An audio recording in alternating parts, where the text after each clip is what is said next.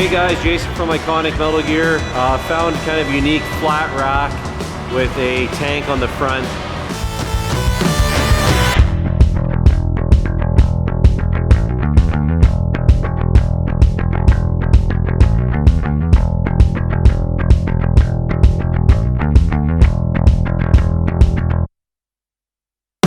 This rack we made for the customer has got one of the sides cut off. Basically, it's got a exhaust pipe on the side of the truck, I'm sure.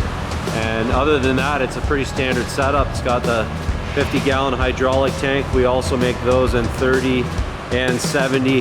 Comes with a site temp gauge, the fill on the top of the vent, and then 4 fittings on the bottom. So if you have a cross member in your way, you can still mount it.